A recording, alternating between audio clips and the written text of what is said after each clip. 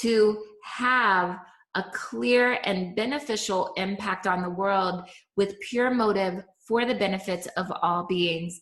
This is what I want to hone in on, because there is a big conversation in the world about intention versus impact. And this is a really important leading edge conversation that we need to be in.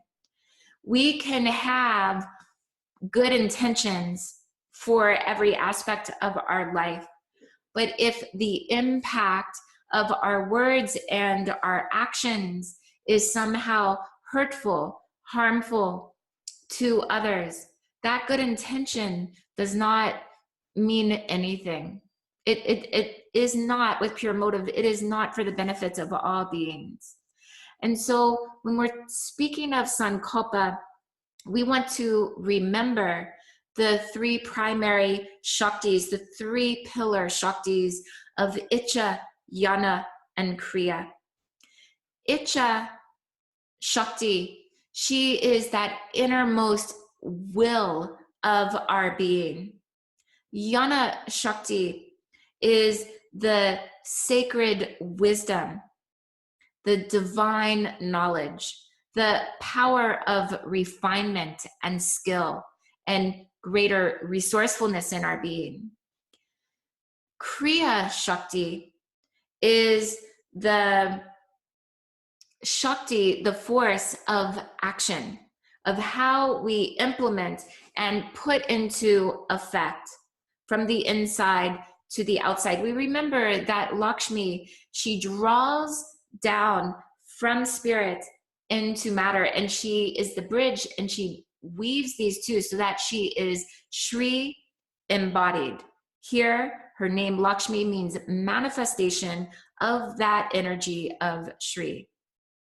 So Icha, Jnana, Kriya is this journey.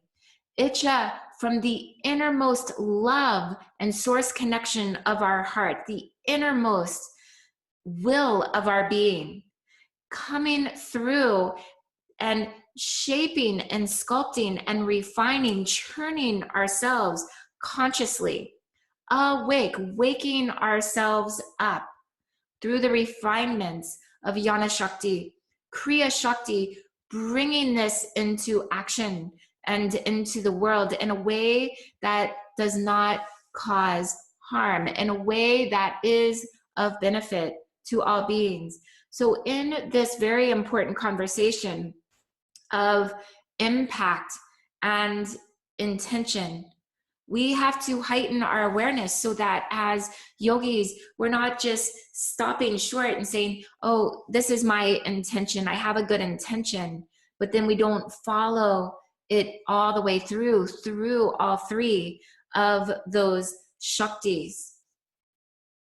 In the respiration, or what is also known as the respiratory, the cycling of spirit between all human beings through the respiratory process, we're all breathing the same air. We're all being breathed. The breath doesn't choose who to breathe, for whatever reason. They're just, all of that is gone. We're being breathed. This is the beauty. And we can consciously breathe together, and we're re-spiriting from inside out and in community and with each other. This is the beauty. So now in that respiratory process, which is the Kundalini Shakti, right? And awakens and enlivens our own creative field through conscious breathing. That we breathe in, we breathe out, and there's a space between each breath that we become heightened in our awareness too.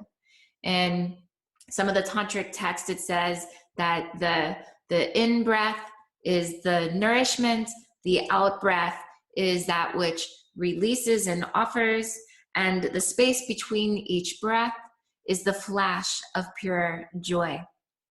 In the respiratory process and with the Shaktis, the in-breath is the receiving of divine wisdom, divine knowledge, Jnana Shakti.